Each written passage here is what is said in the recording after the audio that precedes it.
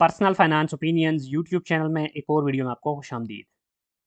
आने वाला जो हफ्ता है कल से जो स्टार्ट हो रहा है 25 से लेके 29 मार्च 2024 तक, इस हफ्ते के दौरान भी पाकिस्तान स्टॉक मार्केट में काफ़ी सारी ऐसी कंपनीज़ हैं जिनकी बोर्ड मीटिंग्स हो रही हैं। मेजॉरिटी ऐसी कंपनीज़ हैं जिनकी एनुअल रिजल्ट्स के हवाले से बोर्ड मीटिंग्स हैं, क्योंकि दिसंबर के जो रिजल्ट्स हैं उसके हवाले से आल्दो के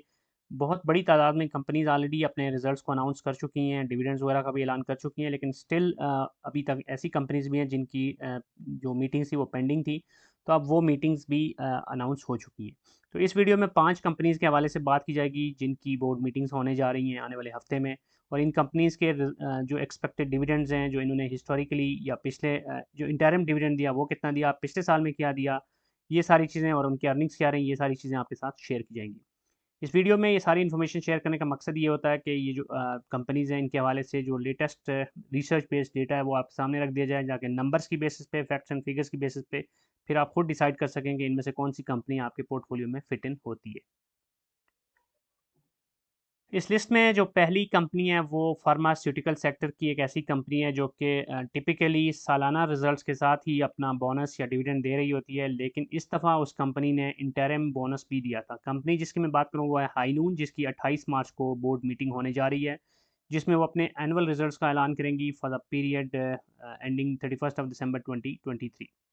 अब जून में इसने इंटरिम 15% बोनस ऑलरेडी दे दिया है, जबकि अगर हम अर्निंग्स की बात करें तो अब तक जो 3 क्वार्टर्स की अनकंसोलिडेटेड ईपीएस इसकी रही वो थी 34 रुपये 36 पैसे, जबकि पिछले साल जो एनुअल इसकी ईपीएस थी अनकंसोलिडेटेड वो थी 57 रुपये 71 पैसे। तो बाज़ाहिर यूँ लगता है कि इस साल शायद ये अपने पिछले साल के जो नंबर्स हैं उसको रीच करने में कामयाब ना हो सके, आल्दो के इस क्वार्टर का रिजल्ट्स जो है वो ही डिसाइड करेगा। लेकिन ज़्यादा चांसेस यही है कि इस साल जो इसकी अर्निंग्स हैं वो पिछले साल के मुकाबले में थोड़ा सा कम ही होंगी।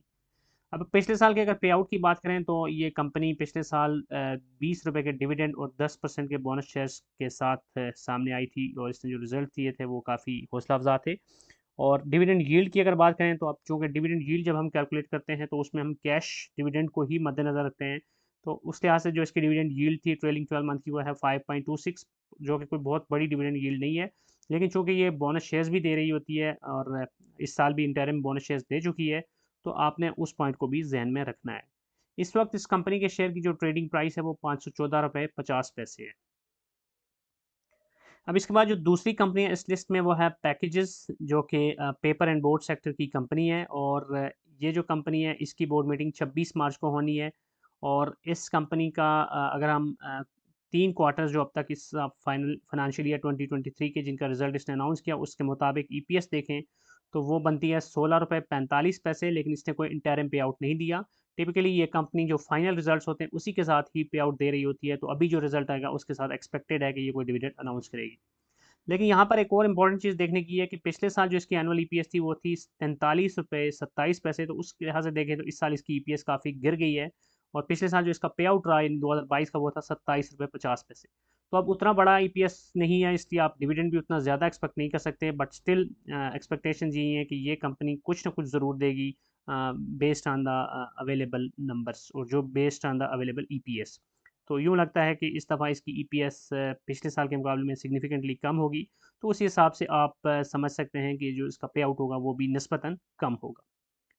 डिविडेंड यील्ड इसकी ट्रेलिंग 12 मंथ की देखें तो वो बनती है 7.47, जबकि इस वक्त शेयर की जो प्राइस है वो है 550 रुपये 4 पैसे। तो पैकेजेस की अगर हम बात करें तो ये ऐसी कंपनी है जिसके शेयर में ट्रेडिंग वॉल्यूम इतना ज़्यादा नहीं होता, और ये इतनी ज़्यादा उस तरह का शेयर नहीं है जिसमें लोग कैपिटल गेन के लिए बहुत ज़्यादा ट्रेडिंग कर रहे हों, बल्कि ये एक कॉर्नर्ड किस्म का शेयर है जिसमें जो लोग इन्वेस्टेड हैं वही बस इसका जो डिविडेंड आ रहा होता है उसका मज़ा ले रहे होते हैं। इसके बाद जो अगली कंपनी है इस लिस्ट में वो सैफ पावर लिमिटेड है, जो कि पाकिस्तान स्टॉक मार्केट में पावर जनरेशन सेक्टर की एक जानी पहचानी कंपनी है, और इस कंपनी की जो बोर्ड मीटिंग है वो 28 मार्च को होने लगी है।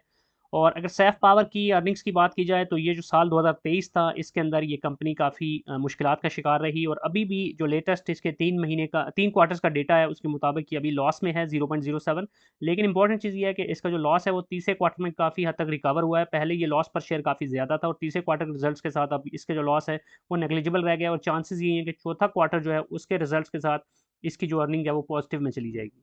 अगर पे आउट्स की बात की जाए तो 2 रुपये 79 पैसे दो दफ़ा इसने यानी इंटरिम 2 दफ़ा दे के कुल मिला के 2 रुपये 79 पैसे का इसने पे आउट दिया है अपने शेयर होल्डर्स को। और अमूमन जो पावर सेक्टर की कंपनीज होती हैं उनका जो पे आउट होता है वो उस पर्टिकुलर पीरियड की जो अर्निंग है उसके साथ मैच नहीं कर रहा होता, क्योंकि इन कंपनीज़ को जो इन्होंने ऑलरेडी बिजली बेची होती है उसके मद में जो इंस्टॉलमेंट्स मिलती हैं, जो इनको इनके वाजबात की अदायगी होती है, तो उसमें से भी ये अपने शेयर होल्डर्स को नवाजती रहती है।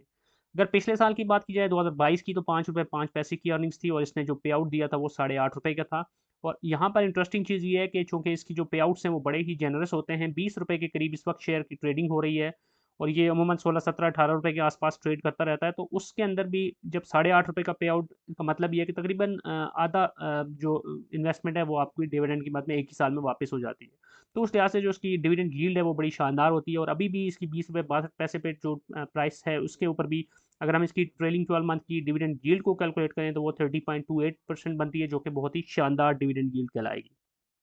अब इस लिस्ट में जो अगली कंपनी है वो है Pakistan aluminium beverages cans limited PABC, जिसकी बोर्ड मीटिंग 28 मार्च को हो रही है और इस कंपनी की भी एनुअल रिजल्ट्स के हवाले से मीटिंग होगी। और अगर हम इसकी अर्निंग्स की बात करें, जो 3 क्वार्टर्स हैं उसमें इसकी जो अर्निंग्स रही हैं वो ₹11.62 रही हैं और इसने ₹3.5 का इंटरिम पे आउट दिया है। पिछले साल जो इसकी एनुअल EPS थी वो ₹7.48 थी, तो इस लिहाज से ये जो फाइनेंशियल ईयर 2023 है इसके लिए शानदार रहा है। ऑलरेडी ये जो अपनी अर्निंग्स हैं वो पिछले साल की जो पूरे साल की अर्निंग्स थी उसको क्रॉस कर चुकी है और अब चौथे क्वार्टर के रिजल्ट्स के साथ चांसेस ये हैं कि इसकी जो टोटल अर्निंग्स होंगी वो 2022 के मुकाबले में डबल या उससे भी ज़्यादा होंगी। लास्ट ईयरली जो इसका पे आउट था वो ₹1.5 था, तो अभी इस साल ये जो पे आउट इस दे चुकी है वो ऑलरेडी ₹3.5 दे चुकी है और अब फाइनल रिजल्ट के साथ एक और डिविडेंड आप एक्सपेक्ट कर सकते हैं। डिविडेंड यील्ड इसकी 7.07 है और इसकी जो शेयर की ट्रेडिंग प्राइस है वो ₹72.88 है। अब इस लिस्ट में जो पांचवी और आखिरी कंपनी है वो आदमजी इंश्योरेंस है और इसकी 26 मार्च को बोर्ड मीटिंग होनी है और इंश्योरेंस सेक्टर की कंपनीज एनुअल रिजल्ट के साथ अमूमन अच्छे डिविडेंड दे रही होती हैं और इस कंपनी की अगर हम इंटरिम रिजल्ट्स की बात करें तो ₹5.34 की अनकॉन्सोलिडेटेड EPS के साथ ₹1.5 का डिविडेंड ऑलरेडी ये दे चुकी है, जबकि पिछले साल जो इसकी EPS थी टोटल वो थी ₹7.39 और इसने ₹3 का डिविडेंड दिया था। तो अब फाइनल रिजल्ट के साथ एक और डिविडेंड आप एक्सपेक्ट कर सकते हैं, जबकि डिविडेंड यील्ड इसकी हम देखें ट्रेलिंग 12 मंथ की तो वो 10.50% बनती है, जो कि एक रीजनेबल है लेकिन कोई बहुत ज़्यादा एक्स्ट्रॉर्डनरी भी नहीं है। करंट प्राइस इस कंपनी के शेयर की ₹35.38 है। तो ये थी वो 5 कंपनीज़ जिनके हवाले से इस वीडियो में मैंने समझा कि आपके साथ इन्फॉर्मेशन शेयर करना ज़रूरी है। अगर आप ऑलरेडी इन कंपनीज़ में इन्वेस्टेड हैं तो कमेंट सेक्शन में बता सकते हैं कि इनमें से कौन-कौन सी कंपनी में आप इन्वेस्टेड हैं। और अगर आप इन कंपनीज़ में इन्वेस्ट करना चाहते हैं तो ये डेटा आपके लिए इम्पोर्टेंट होगा, यूज़फुल होगा। लेकिन अगेन आई वुड से कि ये सिर्फ यही डेटा कंक्लूसिव नहीं होना चाहिए। किसी भी कंपनी को अगर आप अपने पोर्टफोलियो में रखना चाहते हैं तो उसके लिए फिर आपको उस कंपनी के दीगर जो फंडामेंटल्स हैं, उसकी जो इंपॉर्टेंट रेशोज़ हैं, उसका जो बिज़नेस प्रॉस्पेक्ट्स हैं, साथ-साथ जो आपकी रिस्क एपेटाइट है, आपकी जो इन्वेस्टमेंट स्ट्रेटजी है और जो आपके प्लान्स हैं, उन सारी चीज़ों को मद्देनज़र रखकर ही आपने डिसीजन लेना है। So that's it from this video. I hope कि आज की इन्फॉर्मेशन आपके लिए यूज़फुल होगी। अगर आपका कोई क्वेश्चन है, फीडबैक है तो कमेंट सेक्शन में लिख सकते हैं और अगर आपको ये वीडियो पसंद आई है तो चैनल को सब्सक्राइब करना, वीडियो को लाइक करना, बेल आइकन को प्रेस करना और हमारे फ्री व्हाट्सएप ग्रुप जिसका लिंक डिस्क्रिप्शन में मौजूद है को ज्वाइन करना मत भूलिएगा। Thank you very much.